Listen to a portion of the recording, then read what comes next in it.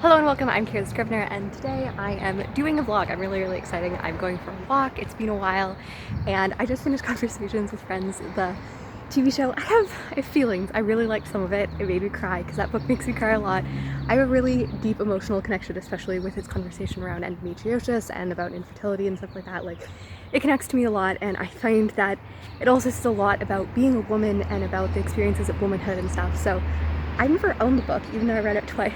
I've only ever just borrowed it from the library. So I think I'm gonna go downtown, which is kind of where I live, and I'm gonna buy a book. I'm gonna read it in a coffee shop because I want to annotate it and like have more thoughts on it, because I really love this book. But I think that the movie or adaptation TV show did a good job in some ways and did not in some ways. Like, my thoughts and interpretations of the text are different than others.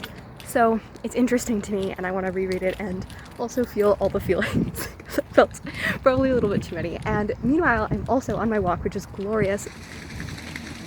Those are gooses in the background. That's definitely geese. I'm Canadian. Anyways, yeah, I am listening to the New York Times book review, 25 years. They're beautiful. I don't know if you can see those, but they're having fun. And it goes through book reviews and like articles and the ways that books have been interpreted and their authors throughout time, and it's so interesting and lovely, and I'm really enjoying it. So I'm having such a fun time, and hopefully gonna get some coffee and enjoy the afternoon here. It's Victoria Day weekend, which is lovely in Canada. It's a holiday celebrating our once and always queen, the very strict Victoria. Anyways, I will catch in later.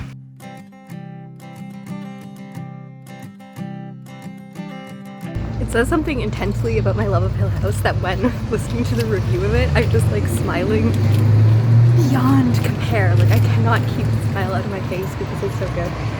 The bookstore was closed because it's Victoria Day weekend. I was very sad because a lot of things are closed and a lot of things aren't. It's very interesting with bank holidays and stuff. But, so I'm walking around downtown and reading, which is fun.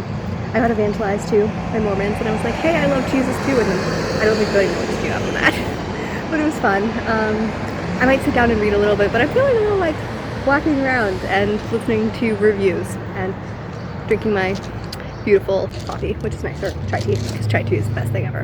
Anyways, I'm gonna stop vlogging in public because it's weird and go on. I keep a photograph in which we were in love, caught in your eyes, waiting for the sunrise. I barely even knew who you were. What did you do? I didn't care, cause you were perfect, I swear. So I'm sitting here in one of my favorite parts at the Sun Tap. I really love it. This is in Uptown Waterloo, and I often come here and read and write and such. Not as much as I wish I did, but it has a little waterfall and has a sun tap, and even though I would definitely say I identify as a pacifist, which I know is not the most popular thing, but it's definitely true for me. I don't think war. There's the quote by C.S. Lewis that I often think about, which says, if war is ever justified, then peace is sometimes evil. And I do think that sometimes peace is evil, but in most cases I think peace should be thought before. Anyways, this is a long history to say that I really love war history and war poems and war literature, despite not being very like and loving of war in general, which is a strange thing. Anyways, but I'm here because I love it, and I noticed a waterfall and all of these things, and my pen is stuck in my hair, so we're gonna forget about that. And I have now been alone because the couple that were over there finally left, because I was like reading my poetry of Pablo Neruda that is not like overly erotic, but definitely has some erotic imagery. I'm just like reading it, and I look up and I'm like, there are people like a foot away from me. This is great. They were more like 10 feet, but still, they were walking by. Anyways, I have been enjoying it, not as much as I kind of hoped. It is a little possessive in some places. It's very much like you are made for me, and imagery, and the hollow in you is the hollow that is in me, and all of those things, which can be really beautiful, but I don't know. In my imagery is sometimes a little possessive for my liking, and it's a little bit sickeningly sweet. I think that I might have been single a little bit too much to enjoy this. Like, this is a perfect book. I feel like if you're falling in love with people, or like, you know, you're like a month into the relationship and you're like, oh, I love this person so much that I'm not ready to tell them, but I'm like, you know, thinking about them all the time. I feel like this would be perfect. It's called like a lost classic of poetry. It's the Captain verses. I've had on my shelves. So this is the first one that I really liked. The other one that I liked the idea of, but not always the poetry. Also, it's from Spanish, so it has It's from Spanish. She's a Chilean author. And you can see that it has both. And this is my favorite kind of poetry. I really, really love when you can see both of it. Even though I can't read Spanish, I can kind of understand it. And if I'm like interested in a phrase or something, I can kind of look at the translation and see what it is. And that's very interesting as well. I'm really enjoying that aspect. And then there was this poem about laughter and about how, like, you know, you don't have to give me bread or air or all of those things. If you give my laughter, it's beautiful. And it's one of those things, like, it is sickeningly sweet, but it is lovely that even sometimes in the worst of times, having someone's laughter is the best medicine.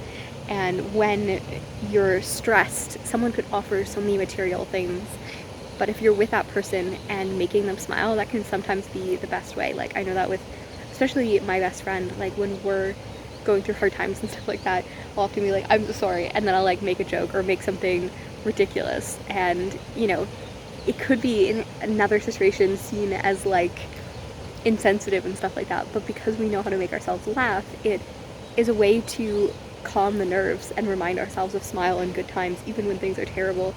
This actually happened with another one of my friends. It's a weird story. So, you know, because my friend has to walk everywhere and doesn't have a car, she often deals with catcalling and all of these things, and she works in fast food at, like, a cafe and stuff, and people often honk at her and stuff. And I was joking around because someone had, like, I hadn't seen in years, came up to me and was like, oh, you look, all of these things, and I was like, objectification, that's what I love. So this is a story we told, and we kind of joked about the honking and stuff, and she was walking to work and got honked at like 4 times, and she laughed to herself and was like, a perfect pathway of objectification or something like that. And, you know, it's one of those things where it's like, it does not feel good to be honked at. I mean, you're like, it's 7 a.m. and I'm trying to go work, like, an entry-level job where I'm not going to be respected very well. I could really do without the honking, but because you have a shared joke now, you can laugh at it. This is a very far way off to say that, like, I'm enjoying some of the concept, and I think that it is harder to judge when, like, the poetry doesn't work as well when it's written in a different language. But I have read a fair bit of Vietnamese poetry and some Persian poetry as well, and that kind of worked a little bit better for me. Even though some of it was awkward, I did find that the, like, rhyming and stuff like that tended to be more beautiful oftener, and I think that this is interesting considering that Spanish is a lot closer to English than those languages. It shares the same alphabet, it has a lot more things. So this is a poem I wanted to share with all of that prelude, which is The Stolen Branch. In the night we shall go in to steal a flowering branch. We shall climb over a wall into the darkness of the alien garden. 2 shadows in the shadow. Winter is not yet gone. An apple tree appears, suddenly changed into a cascade of fragrant stars. In the night we shall go in, up to its trembling firmament, and your little hands and mine will steal the stars. And silently to our house, in the night and the shadow, with your steps will enter perfumed silent step, and with starry feet the clear body of spring. So that's where I'm saying, like, the wordplay doesn't work for me. The sentence that I really like is, and your little hands and mine will steal the stars. And that is a beautiful imagery. I have, like, a note of it and stuff. I think I will use it in one of my books. So I think that that imagery is very beautiful. And that's what I'm saying. Even if the poem itself is not as poetic as it would be if it was written in English, normally I can find those lines. The one thing that, again, is little. He uses little a lot, and that sometimes, as a miniature person myself, I'm like 5'2", and there's some weird things that can happen when you're a small human. So sometimes when he constantly refers to, when you forget for a minute that you're in a public place until you hear loud children behind you, but they went over and, like, looked at the water and stuff, and I love when people go and, like, enjoy water and falls, because that's the thing. There's railroad tracks from, like, the old Berlin line and stuff here too, and I always walk on them. I know, like, I'm a 24-year-old woman, but, like, I still enjoy walking on the path and, like, trying to balance and stuff. I think that childhood wonder is something that we should really try to hold as much as possible. So I will take the dandelions, I will put them in my hair, I will look at the children gloriously doing that. And they were playing because there's old train tracks and stuff. It's been a lovely day. I think that by wanting to, like, look at beauty and stuff like that and find in the world, you can see so much.